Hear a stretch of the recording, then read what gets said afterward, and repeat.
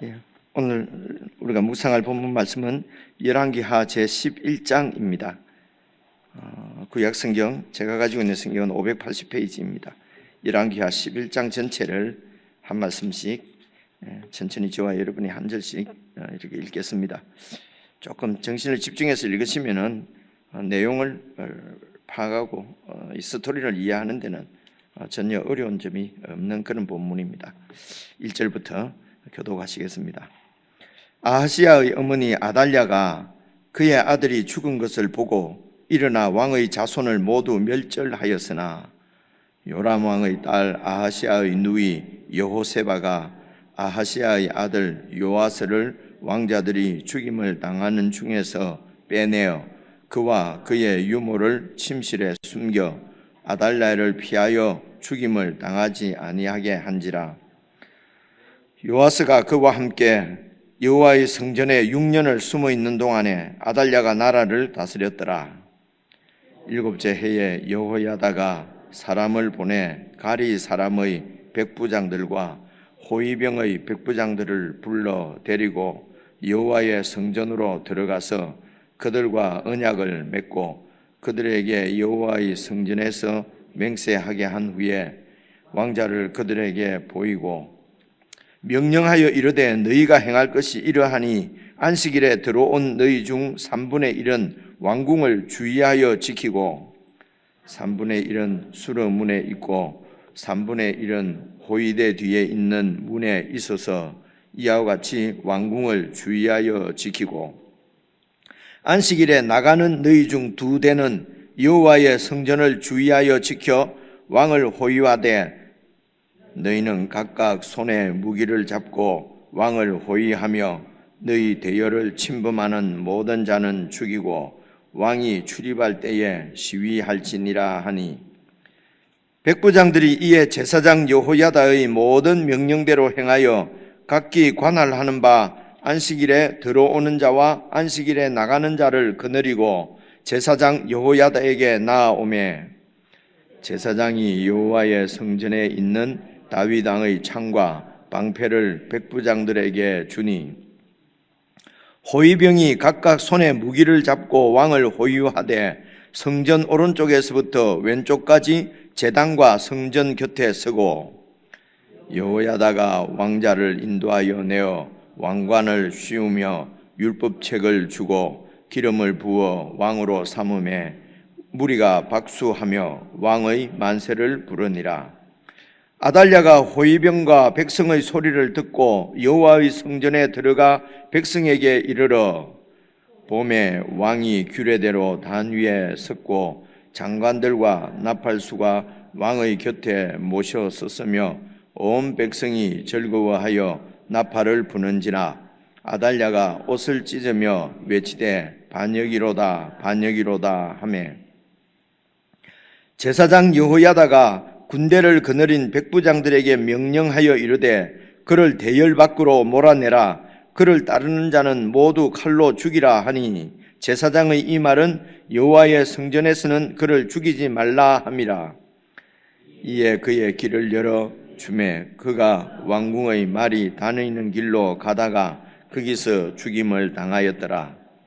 여호야다가 왕과 백성에게 여호와와 언약을 맺어 여호와의 백성이 되게 하고 왕과 백성 사이에도 언약을 세우게 하매 온 백성이 바알의 신당으로 가서 그 신당을 허물고 그 제단들과 우상들을 철저히 깨뜨리고 그 제단 앞에서 바알의 제사장 맏단을 죽이니라. 제사장이 관리들을 세워 여호와의 성전을 수직하게 하고 또 백부장들과 가리 사람과 호위병과 온 백성을 거느리고 왕을 인도하여 여호와의 성전에서 내려와 호위병의 문기를 통하여 왕궁에 이르매 그가 왕의 왕좌에 앉으니 온 백성이 즐거워하고 온 성이 평온하더라.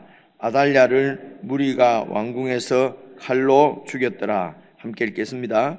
요아스가 왕이 될 때에 나이가 7세였더라. 더위가 추석 때도 덥고 이러니까 영더위가 물러갈 것 같지는 않은데 오늘은 산덕합디다, 그죠? 그래, 가을이 시작되는 것 같은데 우리 지체들과 인사 한번 했으면 좋겠습니다. 앞뒤좌우로 평안하셨습니까? 어제 뵙고 오늘도 뵈니까 더 반갑습니다. 반갑습니다. 반갑습니다.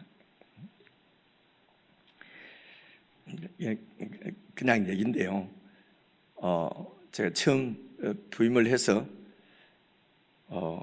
이렇게 새벽에 이렇게 인사를 한번 했는데요.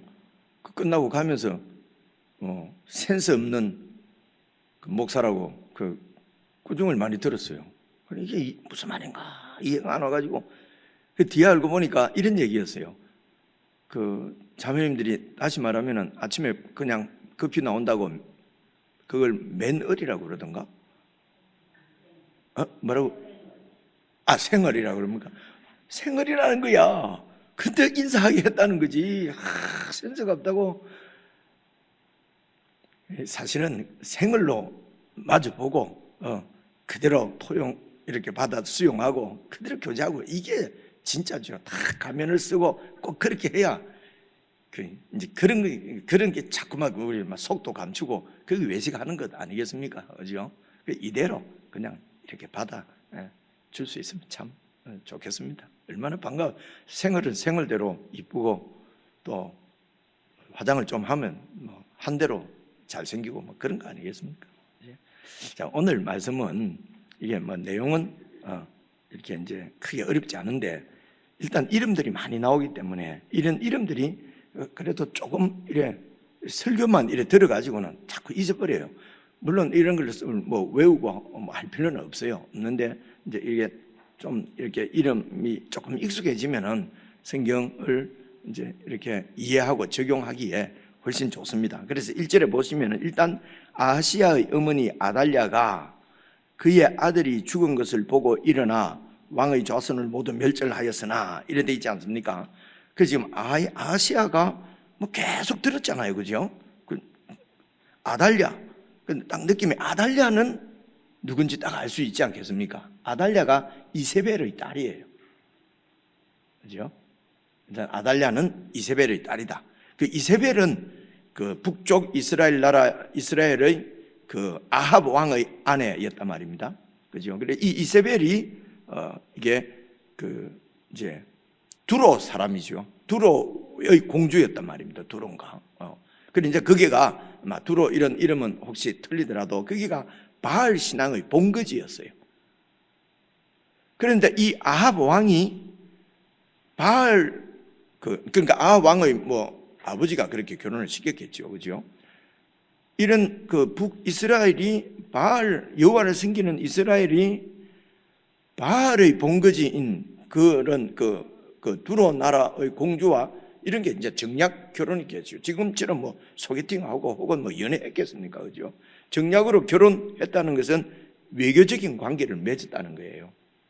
그러니까 외교적인 관계는 우리나라가 아합이 우리나라가 이렇게 강력하게 이렇게 그 국제사회에서 힘을 발휘하기 위해서는 영향을 발휘하기 위해서는 힘을 가져야 된다는 거죠. 그래서 바알의 신앙에 아주 이렇게 충실한 나라와 외교 관계를 맺었다는 것입니다. 이제 이런 현상은 제가 설명을 드리고 이런 것이 무엇을 의미하는지 이제 이런 것은 여러분이 생각을 묵상을 하셔야 되겠죠. 그래서 이세벨을 이제 왕비로 북이스라엘 데리고 왔는데 얼마 지나지 않아서 북이스라엘 전체가 그 바알 신앙으로 충만한 바알 신앙으로 충만한 그런 나라가 되어버렸다는 것입니다. 그런데 이 북이스라엘은 건국 초기부터 그 여호와 하나님을 믿는다고 하지만은 그 여호와 하나님을 믿는 신앙 속에는 금송아지가 있었어요. 기억나시죠, 그죠? 이 북쪽 이스라엘의 건국 때의 이제 그 초대 왕이 그 여로보암이었어요. 그리고 여로보암이 이제 남쪽에 베델, 북쪽에 단에 금송아지 신상을 세워놓고 그리고 이게 우리의 바알이다, 우리의 우상이다 하지 않고 이 금송아지가 우리의 여호와 하나님이다. 그러면서 이제 송아지를 섬기는 송아지가 이제 나타내는 것은요 힘입니다. 한마디로 말하면 힘이 강력한 나라를 되게 만들어 주시는 우리 하나님 여호와. 이게 이제 금송아지거든요. 여호와 하나님이 우리와 함께 하셔서 우리나라를 세계에서 최고 1등 국가가 되게 하시고 선교사를 제일 많이 보내는 나라가 되게 하시고 어디 가도 영향력 있는 나라가 되게 하시고, 이런 기조를 잘 살펴보면 금송아지 여호와 신앙입니다.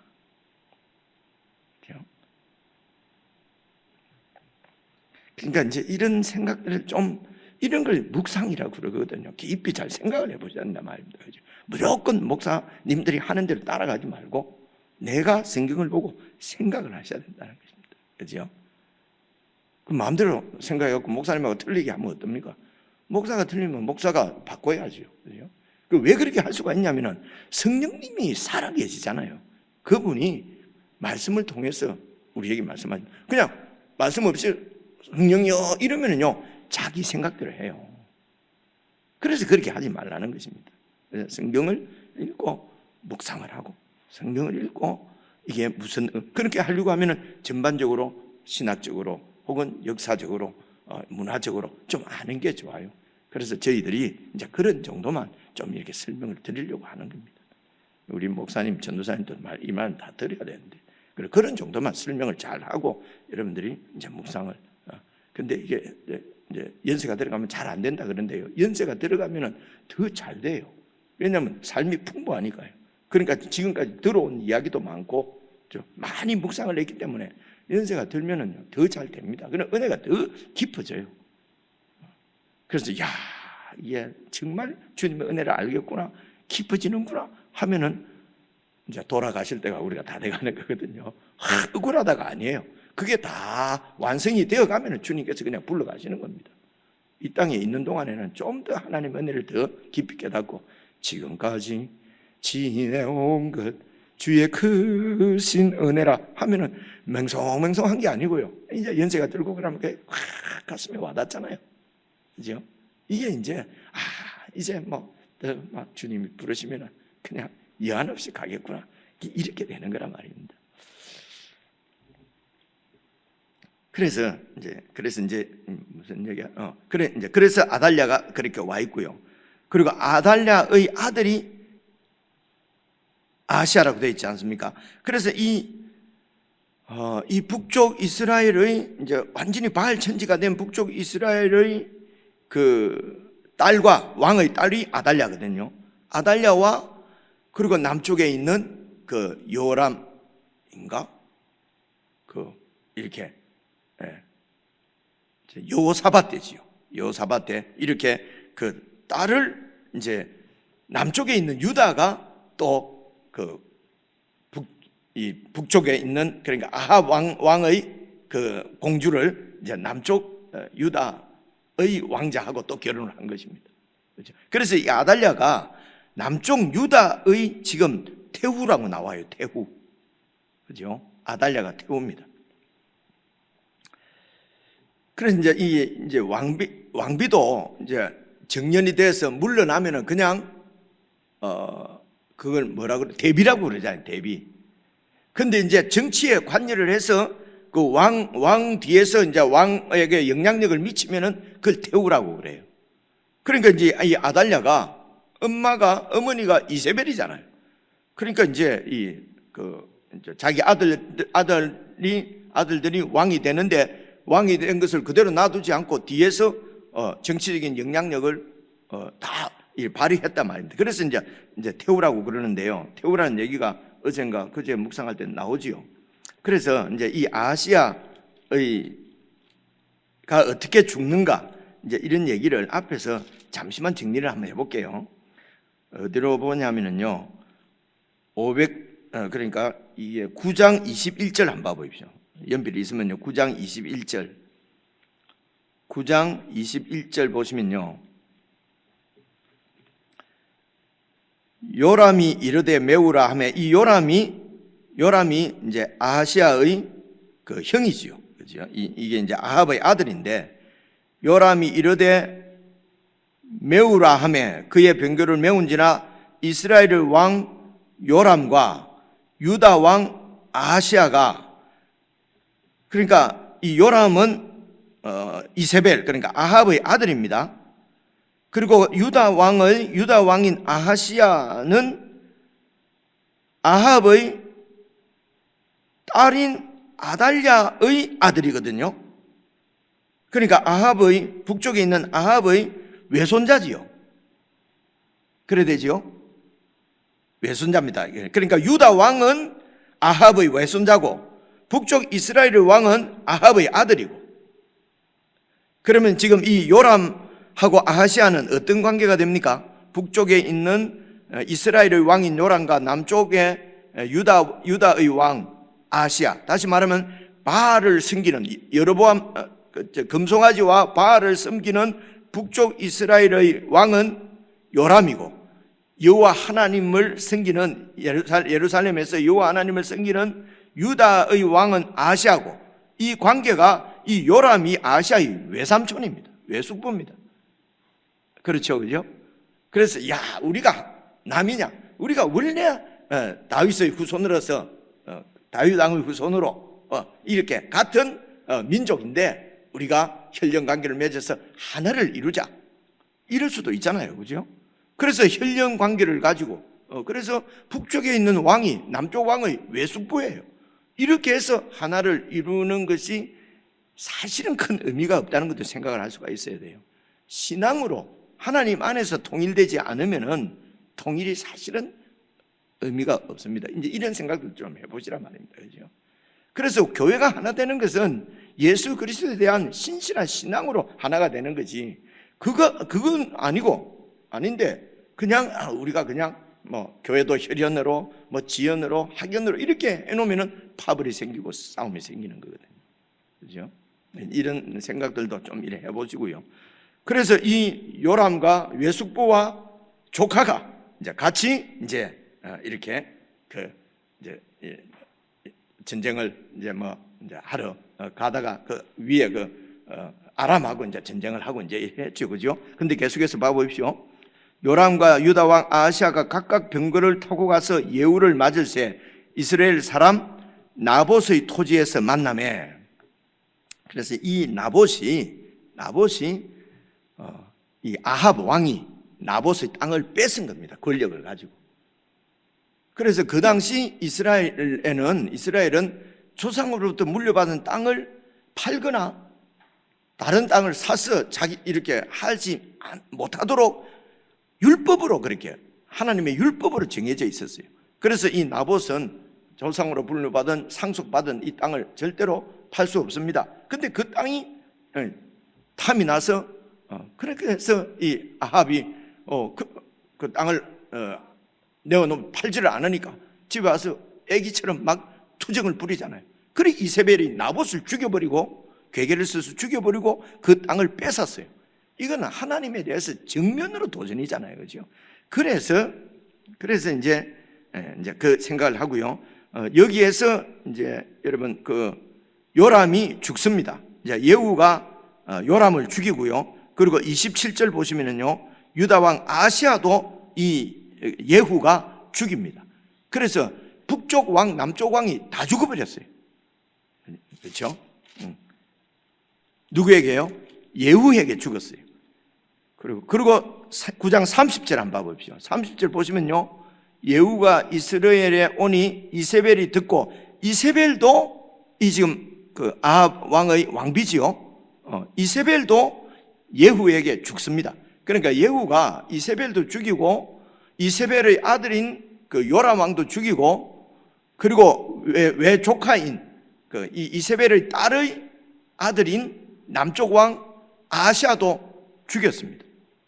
그리고 10장 1절 보시면요, 아합의 이제 아들들, 그러니까 북쪽의 왕인 요람의 형제들이 있겠지요, 그죠? 왕이니까 그때는 이제 부인도 많고, 그래서 아합의 아들이 70명이 있었는데 이 아합의 아들들도 예후가 다 죽입니다. 그러니까 그 당시에 아합이 죽었지요. 아합의 아들인 요람과 요람의 그 형제들도 다 죽이고, 그리고 이세벨도 죽이고. 이제 이렇게 된 것이 여러분 이제 10장 10절 봐보십시오. 10장 10절을 보시면요, 그런즉 이제 너희는 알라 곧 여호와께서 아합의 집에 대하여 하신 말씀은, 이게 지금 예후가 하는 말이잖아요, 그죠?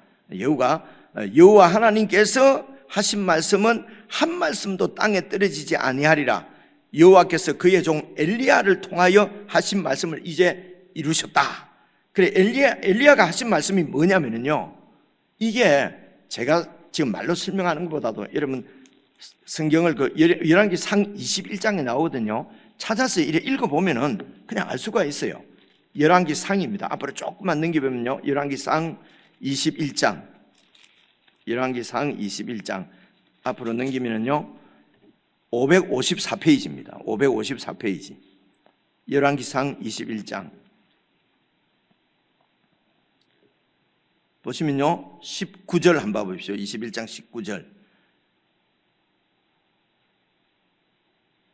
너는 엘리야입니다. 엘리야, 너는 그에게 아합에게 말하여 이르기를 여호와의 말씀이 네가 죽이고, 이제 그 앞절에 보면은 이제 나봇을 죽이고 또 빼앗았느냐.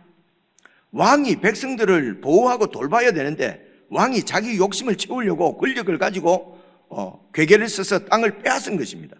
그래서 계속 보십시오. 또 빼앗았느냐 하셨다 하고 또 그에게 이르기를 여호와의 말씀이 개들이 나봇의 피를 핥던 이곳에서 개들이 네 피 곧 네 몸의 피를 핥으리라 하였다고 하라.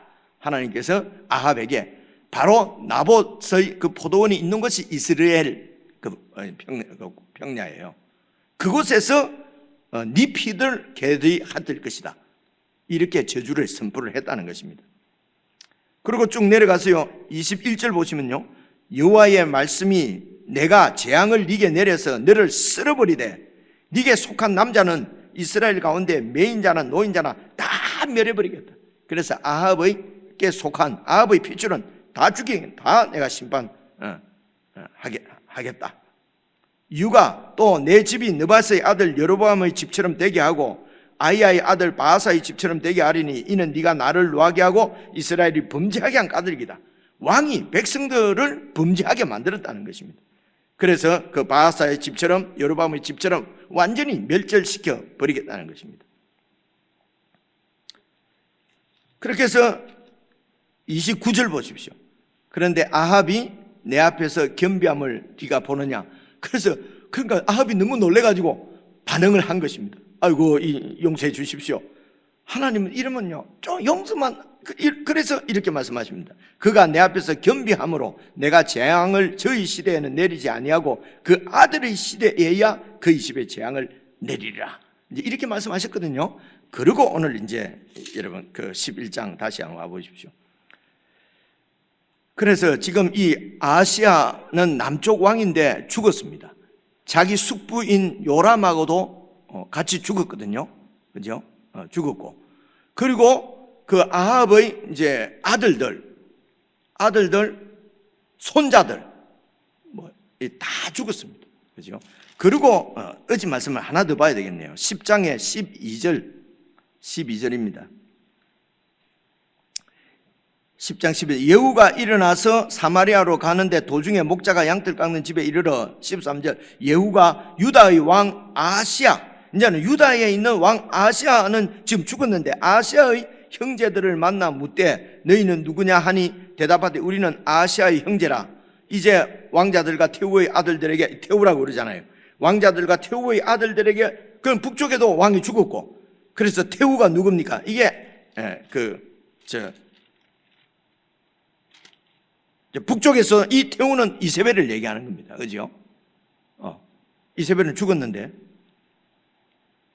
우리는 아하시야의 형제라. 이제 왕자들과 태우의 아들들에게, 그러니까 그 태우가 죽었지만은 그렇게 영향력을 이세벨도 미쳤다는 것입니다. 그 아들들에게, 친척들에게 조문가는 것입니다. 그러니까 죽었으니까 남쪽에 있는 아시아의 형제들이.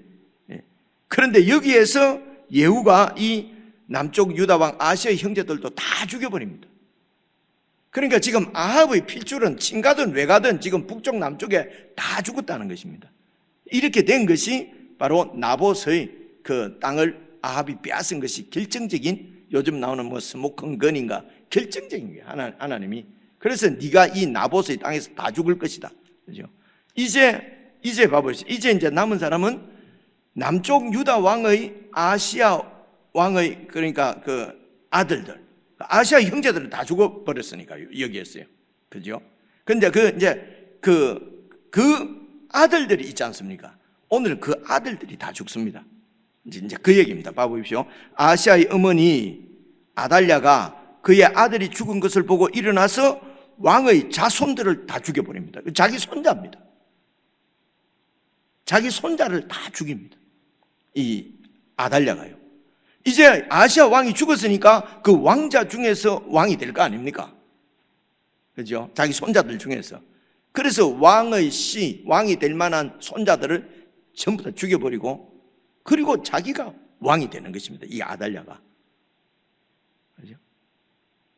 그러니까 여러분, 이게 권력의 실체고 힘을 숭상하는 바알과 금송아지의 실체가 바로 이렇습니다. 내가 제일 꼭대기에 1등이 되기 위해서 정적들, 나에게 이렇게 내 힘과 비등해지는 것은 다 이게 여러분 경쟁이잖아요. 그죠? 그러니까 이래서 이 송아지, 금송아지마 바알의 이런 실상을 그리스도인들이 볼 수가 있어야 돼요. 그죠? 그러니까 힘을 가지고 왕이 되고, 그 왕에서 이렇게 이 권력을 받아가지고 이렇게 2인자가 되고 3인자가 떵떵거리고 살면은 그게 인생의 목표가 되어 있다. 세상은 금송아지를 섬기고 하는 바알을 섬기는 사람은 그게 인생의 목표입니다. 그죠? 그런데 그리스도인들은 하나님의 거룩한 백성이 되는 것이 목표예요. 그죠? 근데 이런 얘기가 아무리 성경에서 말하고 목사가 설교를 해도 잘 안 들어오지요. 그죠?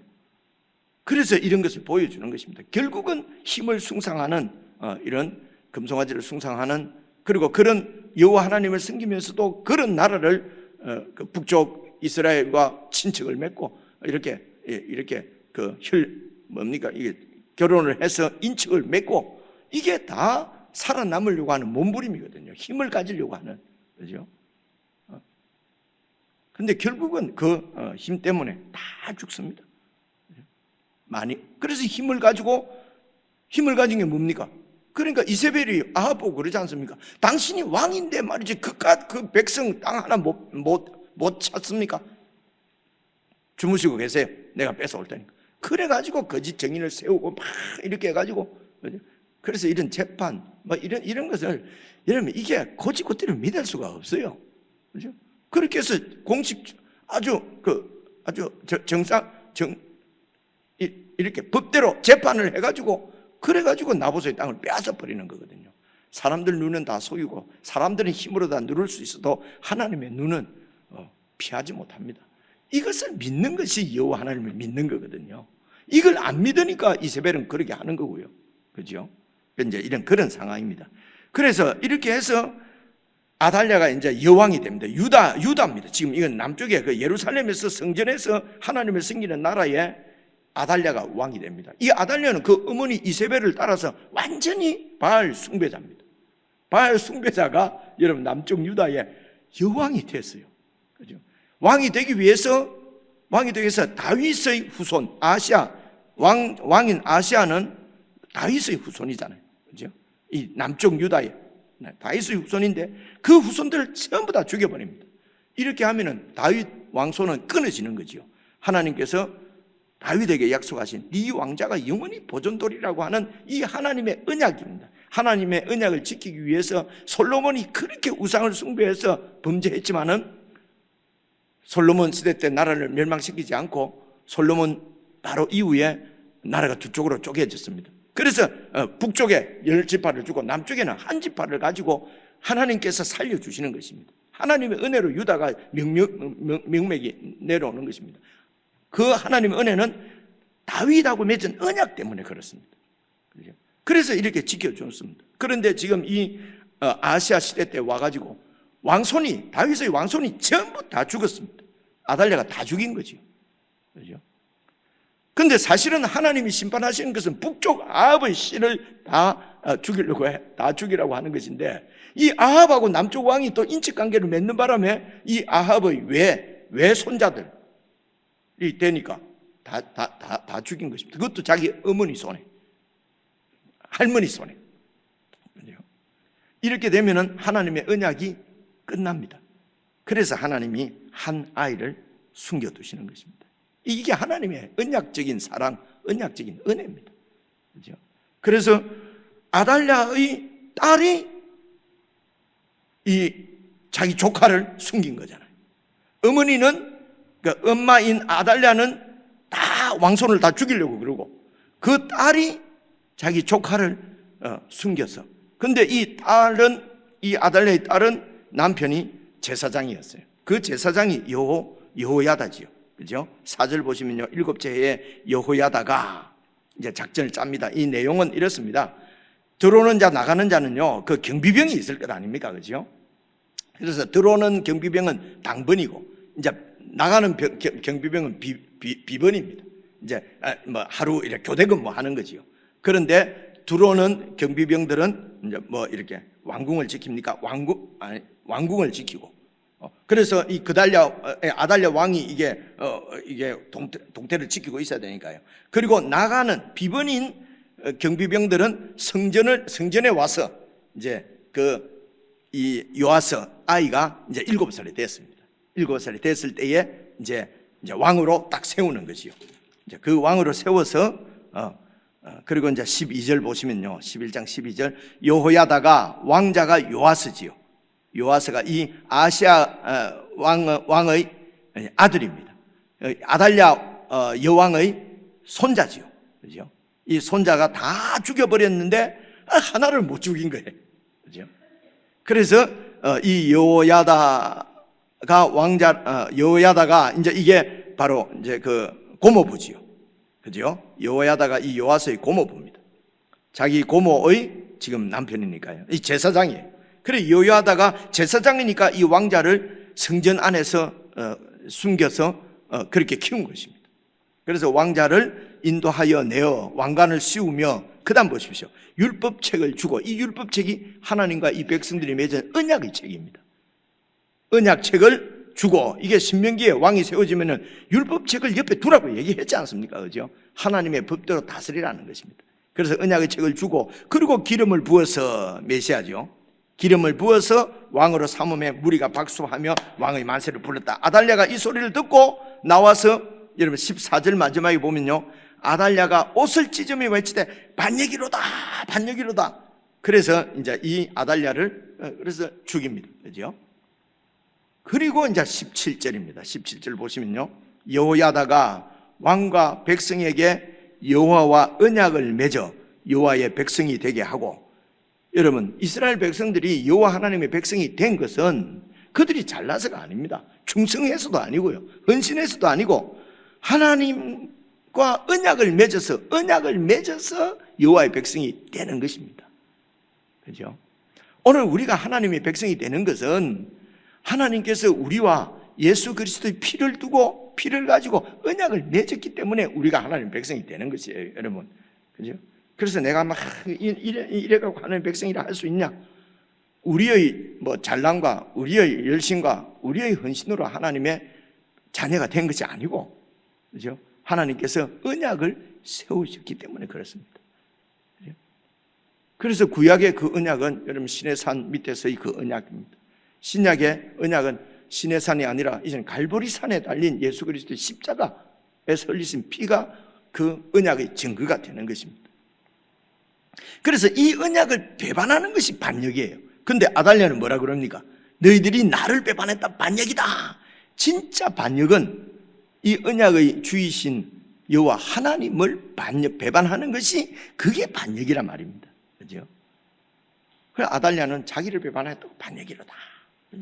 자, 그래서 여러분 하나님께서 그래서 17절에 일단 언약을 세워서 언약 백성이 되게 하고, 그리고 왕과 백성 사이에도 이 하나님의 언약으로 언약을 세우는 것입니다. 왕은 하나님의 말씀에 이렇게 해야 되고, 백성들은 하나님의 말씀에 이렇게 해야 되고, 이렇게 해서 맺어지는 겁니다. 세상 다른 나라처럼 하는 것이 아니에요. 그죠? 자꾸 교회도 해보면요, 다른 데서는 이래 하는데 다른 데서는 일하는데 자꾸 이러면 참 답답해져요.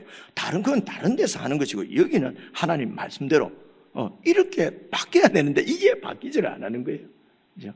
그래서 하나님이 우리를 이렇게 끝까지 참아주시는 것도 무엇 때문에요? 언약 때문에 그렇습니다. 그죠? 언약 때문에. 그래서 언약의 백성들이 언약을 지키지 못, 하나님은 언약에 신실해서 언약 때문에 우리를 사랑하시고 우리를 지키시고 이렇게 배반함에도 불구하고 끝까지 지키십니다. 그래서 하나님은 언약에 신실하신 분입니다. 근데 이 백성들인 이스라엘 백성들은 언약에 불신실한 것이 그게 그냥 본성이에요. 그래서 이 본성을 바꾸는 것이 새 창조입니다. 하나님의 아들 예수님을 우리에게 보내셔서 그분을 통해서 우리를 바꾸시겠다는 것입니다. 근데 안 바뀌어, 우리는 안 바뀌어. 그리고 끝까지 안 바꾸면은요 반역자입니다. 아니 이런 그 성경에서 말씀하시는 큰 이런 흐름을 참 그렇게 이해하기가 힘든지, 그죠? 이런 하나님의 언약이 어떻게 흘러가는가 잘 보셔야 되는데 그냥 성경 한 군데에서 뭔가 반짝하는 거, 남들이 생각 못하는 거, 이런 거 발견하고 이래가지고 신앙생활이 여러분 이게 탄탄하게 세워지지가 않아요. 그죠? 그래서 오늘 말씀을 이렇게 묵상하실 때는 나는 언약에 얼마나 신실한가? 혹시 내가 반역자가 아닌가? 안 그러면 내 삶을 통해서 언약에 신실치 못한 부분은 어떤 부분들이 있을까? 이런 걸 생각을 해보시면 이 사람마다 다 다르니까요. 그죠? 그래서 언약에 신실치 못한 것을 하나님 이렇게 성령께서 밝혀주시는 대로 잘 보시고, 그리고 그 불신실한 것은 바로 해결이 안 되지요. 그죠? 해결이 안 됩니다. 해결될 것 같으면 그래 안 했지요. 뭔가 내 이득하고 이런 게 걸려 있기 때문에 그 언약에 신실치 못하다는 것을 알면서도 계속 그렇게 하는 것이거든요. 그죠? 그래서 기도하셔야 된다면 하나님의 도우심을 구하고, 하나님 이거 고쳐주십시오. 하나님 정말 내가 이렇게 언약에 신실하고 싶습니다. 이런 것이 신앙의 몸부림이거든요. 이런 게 신앙의 열심이라고 할 수 있어요. 근데 이런 것은 안 하고 그냥 열심히 그 여호가 뭐라 그랬습니까? 어제 내가 하나님에 대해서 열심이다. 근데 하나님과의 언약은 염두에 안 둔 거죠. 이해가 오시죠? 그죠? 하나님의 언약을 염두에 두지 않고 열심 내는 것은 자기 열심입니다. 이제 자꾸 자기 열심을 경계해야 된다 하니까 저희 교회에 와서 느낀 거는, 그래서 안 해. 열심 안 해. 열심 하는 사람 보면은 자기 열심인데. 그렇지 않습니다. 언약에 신실한 것은 하나님의 열심을 보십시오. 그렇죠? 근데 언약을 이렇게 제껴두고 하나님과의 언약이 아니고 내 열심을 하는 것이 예후란 말입니다. 그렇죠? 이제 이런 내용을 알면은 이런 말씀을 가지고 내 삶을 비춰보고 나에게 적용을 하셔야 된다는 것입니다. 그렇죠? 개인적으로 묵상하시겠습니다.